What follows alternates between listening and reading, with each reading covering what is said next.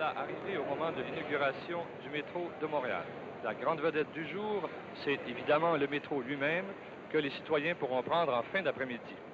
On a vu jusqu'ici beaucoup de photos, des films à la télévision, mais rien de tel que de descendre sous terre où se trouvent en ce moment nos caméras. Le métro de Montréal fut inauguré le 14 octobre 1966.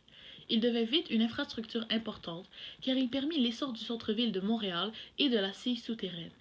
Des projets furent développés entre 1910 et 1960 et ils virent finalement le jour en 1961 grâce à Jean Drapeau et Lucien Saulnier, dirigés par l'ingénieur Lucien Lallier. Près de 5000 ouvriers travaillèrent sur leur chantier. Les 20 premières stations ouvrirent leurs portes en 1966, puis 6 autres suivirent. Le métro porte une place vitale au cœur de l'histoire de Montréal, avec l'Expo 67, les Olympiques de 76, et même en portant secours aux Montréalais lors de la tempête du siècle de 1971, de la crise du verglas de 1998 et de la visite du pape Jean-Paul II en 1984. Le tronçon Préfontaine-Honoré-Beaugrand fut complété pour les Olympiques en juin 1976, puis le tronçon Lionel-Gros-Grignon fut fini en septembre 1978. Les travaux entre Lucien Lallier et Côte-Vertu finirent en 1986. La ligne bleue, elle, fut construite entre 1986 et 88. Au total, le métro de Montréal compte 68 stations, 68 km de voies, plus de 300 km de rails et de barres de guidage, et plus de 750 voitures de métro. Il roule sur pneumatique. Les stations ont été imaginées par des architectes différents, priorisant la ventilation et l'éclairage naturel et de grands volumes ouverts.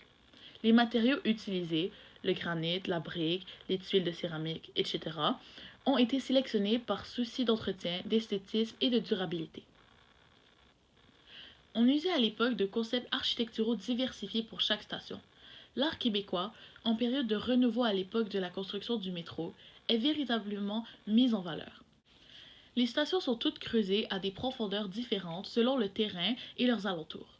La plus profonde est Charlevoix, à 29,6 mètres sous la surface, et les moins profondes sont Angrignon et Longueuil, à 4,3 mètres. Les plus éloignées les unes des autres sont Berry-UQAM et Jean Drapeau, 2,5 km les séparent, et les plus proches sont Peel et McGill, qui sont à 440 mètres l'une de l'autre. Son développement, qu'au cours de 3 siècles de croissance, il est devenu la métropole du Canada, son centre industriel, financier, ferroviaire, maritime et aérien. Derrière la ligne d'horizon des édifices s'élèvent les flancs majestueux d'une montagne. Ce Mont-Royal, ou Montréal, a donné son nom à la ville.